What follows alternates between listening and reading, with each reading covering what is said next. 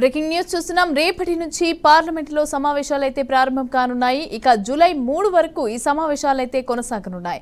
Parliament సమావేశాల్లో కొత్తగా ఎన్నికైన సభ్యులతో ప్రోటెం స్పీకర్ ప్రమాణ స్వీకారం చేయించనున్నారు. కాగా లోక్సభ ప్రోటెం స్పీకర్గా భర్తృహరి మహబత్ను రాష్ట్రపతి ద్రౌపది ముర్ము నియమించారు. ఇక పార్లమెంటు సమావేశాల్లో కొత్తగా ఎన్నికైన సభ్యులతో ప్రోటెం స్పీకర్ ప్రమాణ స్వీకారం చేయించనున్నారు. అనంతరం కొత్త లోక్సభ స్పీకర్, డిప్యూటీ స్పీకర్ల ఎన్నిక ఉంటుంది.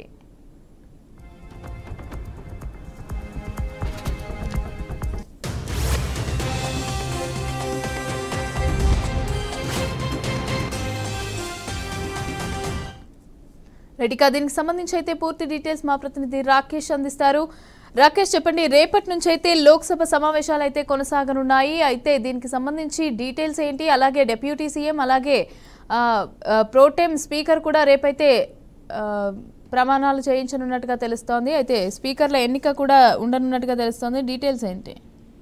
మమత, 18వ లోక్సభ సెషన్ రేపటి నుంచి ప్రారంభం కానుంది. అయితే రేపటి నుంచి మొదలై జూలై 3 వరకు ఈ సెషన్ సాగుతుంది మమత. అయితే రేపు ఎవరైతే ఎంపీలు ఇందులో ఎన్నికయ్యారో వారు రేపు ప్రమాణ స్వీకారం చేయనున్నారు. వీరిచే ఎంపీలచే ప్రొటెం స్పీకర్ మహబత్ ప్రమాణం చేయిస్తారు. అదేవిధంగా ఈ సెషన్ కొత్తగా ఎన్నికైన సెషన్ ఒక 3 రోజుల పాటు జరగనుంది. అయితే మొదటి 2 రోజులు ప్రమాణ స్వీకారమే ఉండనున్నట్లు తెలుస్తుంది. ఇప్పటికే దీనిపై పార్లమెంటరీ వ్యవహారాల శాఖ మంత్రి కిరణ్ రిజిజు కూడా ఒక ప్రకటనలో తెలిపారు. అదేవిధంగా జూన్ 27న లోక్సభ, రాజ్యసభ సంయుక్తంగా సమావేశాన్ని ఉద్దేశించి రాష్ట్రపతి ద్రౌపది ముర్ము ప్రసంగించనున్నారు. ఈ 5 జరిగే అభివృద్ధి పనులు కావచ్చు, అటు దీనికి సంబంధించిన కార్యాచరణపై కూడా ద్రౌపది ముర్ము ప్రసంగిస్తారు.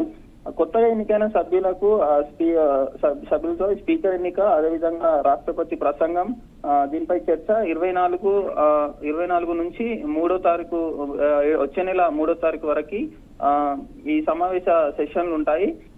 ఇప్పటికే దీనిపై కూడా కసరత్తు జరుగుతుంది. అది 264వ సమావేశాలు కూడా జూన్ 27 నుంచి ప్రారంభం కానున్నట్లు, అదేవిధంగా 3న ముగుస్తాయన్నట్టు కూడా తెలుస్తుంది.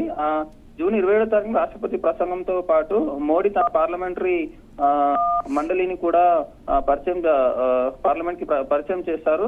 అదేవిధంగా రాష్ట్రపతి ప్రసంగంపై ధన్యవాద తీర్మానంలో కూడా ఎన్డీఏ వివిధ అంశాలను చర్చించే అవకాశం ఉంది.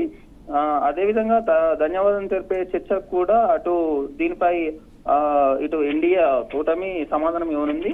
అదేవిధంగా లోక్సభ ప్రొటెం స్పీకర్ గా ఇప్పటికే ఒడిశాకు చెందిన సీనియర్ ఎంపీ భర్తృహరి మహబత్ ని రాష్ట్రపతి ద్రౌపది ముర్ము నియమించారు. అయితే ఈ భర్తృహరి కూడా ఒడిశాకు సంబంధించిన వాడే. అదేవిధంగా ఈయన పార్లమెంట్ కటక్ నుంచి 7 సార్లు ఎంపీగా గెలిచాడు భర్తృహరి. అదేవిధంగా అనుభవంతోనే ఇతన్ని ప్రొటెం స్పీకర్ గా ఎన్నిక చేశారు. రేపు మాత్రం స్పీకర్ ఎన్నిక కూడా రేపు లేదా ఎల్లుండి జరిగే అవకాశం అయితే ఉంది. ప్రమాణ స్వీకారం జరిగిన వెంటనే అటు స్పీకర్ ను కూడా ఎన్నుకుంటారు.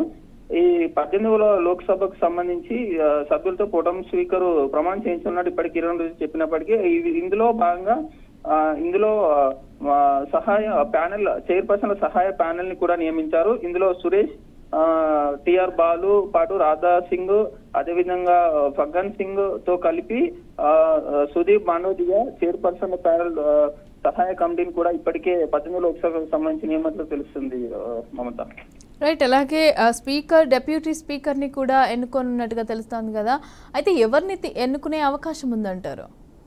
ఇప్పటికే సీనియర్ నేతల జాబితా అయితే ఒకటి ఎన్డీఏ కూటమి దాని మీద కసరత్తు చేస్తుంది. ఇప్పటికే అందులో కొంతమంది పేర్లు అయితే ఉన్నాయి.